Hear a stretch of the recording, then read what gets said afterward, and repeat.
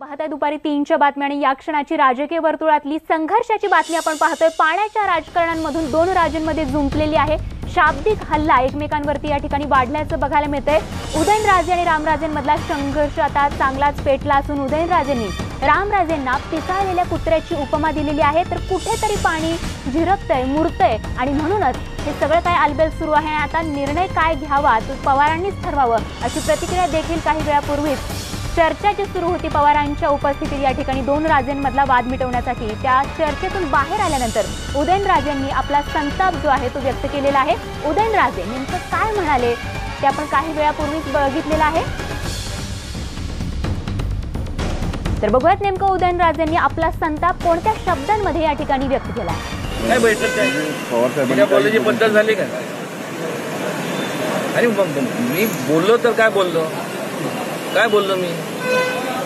हे मला माझ्या मतदारसंघातल्या लोकांनी मला जो प्रश्न विचारला त्याचं उत्तर तर देणं भाग आहे ना। त्यांनी मला मतदान केलंय।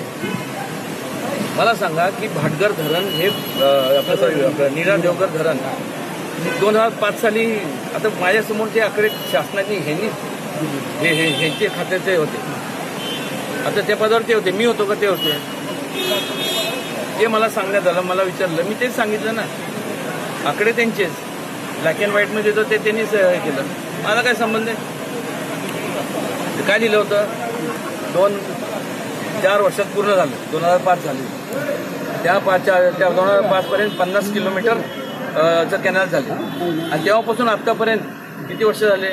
14 वर्षात मला वाटतं काय 15 किलोमीटर झाले। आता हे तिथं लिहिलं तेच मी त्यांनी ह्यांचीच शासनाचीच माहिती आहे। ही माझ्या मनातलं गाणी खंडाळा तालुक्यातल्या लोकांना न्याय मिळाला पाहिजे, याला पाणी त्यांचं मिळालं पाहिजे ना। जेव्हा आपण एखादं धरण किंवा कुठलं ते प्रोजेक्ट उभं करतो, ते प्रोजेक्टचं कॉस्ट, प्रोजेक्टचं कम्प्लिशन टाईम आणि त्या प्रोजेक्टमधनं कुठलं लेफ्ट बँक राईट बँक कुणाला जाणार आहे? आता लेफ्ट बँकचं जातं बारामती तालुक्याला, इंदापूरला, तिकडचं जातं खंडाळा, फलटण, माळशिरस, मग पंढरपूर आणि सांगोल्याला ड्रिंकिंग वॉटरचं त्यांनी प्रोव्हिजन केलं, जे लिहिलं तेच वाचलं। आता माझी काय चूक आहे? आता ह्यांनी अध्यादेश काढायला काय पैसे लागत? जे अध्यादेश आता आज हे आपले गिरीश महाजन जे मंत्री आहेत त्यांनी काढला, पण यांनी काढायला पाहिजे होतं ना। आता त्याचं उत्तर हे देऊ शकतात, मी कसं देणार? मी होतो का खात्याचा मंत्री? आता मला विचारलं त्यांनी, आता मी सांगितलं त्यांनी नाही काढला, ह्यांनी काढला, तर मी काय हाय ते आहेच, हे कोणाची बाजू घ्यायचा नाही। मला एवढं काय उदयनराजे काय एवढे काय कोणाला ह्याला म्हणजे घाबरून नसतो मी। अरे काय केलं काय घाबरण्यासारखं? पण ह्याला एवढा त्यांची आग एवढी मस्तकाला जायचं कारण काय? म्हणजे कुठंतरी पाणी मुरते म्हणून त्यांना राग आला ना। काय मला तेच आता विचारलं पवार साहेबांनी, जे आता मला विचारलं, मी म्हटलं माझं चुकलं काय तेवढं सांगा ना। अरे जायचं म्हणलं तर उघड जाईन, रणजित माझा मित्र आहे, पण असं नाही, ह्याचा असा अर्थ नाही।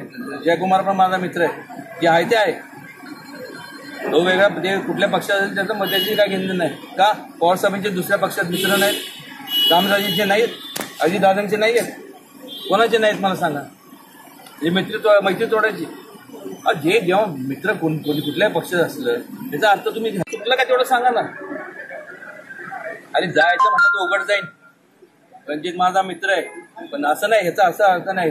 जयकुमार पण माझा मित्र आहे, जे आहे ते आहे, तो वेगळा ते कुठल्या पक्षात असेल त्याचं त्याची काय घेणं नाही का? पवार साहेबांचे दुसऱ्या पक्षात मित्र नाहीत, रामराजेंचे नाहीत, अजितदादांचे नाही आहेत, कोणाचे नाहीत मला सांगा? हे मैत्री तोडायची? जे जेव्हा मित्र कुठल्याही पक्षात असलं त्याचा अर्थ तुम्ही असं लावणार का सोयीप्रमाणे? कुठला न्याय हा? एक तर ते तरी राहतील पवार साहेबांनी ठरवावं। मला तर तो उगीच आपल्या चावलं बिवलं त्याच्या याला डोक्याला ताप व्हायचं, काय माहितीये का? रेबीज व्हायचं, वैताग आहे। साहेब काय म्हणते तुमच्या? मी काय सांगणार? पवार साहेबांना विचारलं, मी काय बोलत?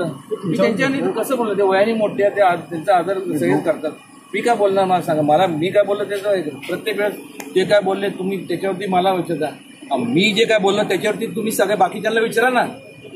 आणि मी आता मागणी करतोय आता ह्याच्यावरती, आणि उगीच आपला अपमान सहन करण्याची मी काय म्हणजे माझा कोणी अपमान केला? वयाची जर माझ्या वयाची असते ना तर त्याला त्या पद्धतीने उत्तर दिलं असतं। जी भाग सोडून टपली असती, ठेवली असते हातात, कोणी पण असतं तरी वयाने मोठे नशीब समजलं पाहिजे। आदर राखून बोलतोय. तेच आपलं काय पण कोणी पण बोलायचं. ओके.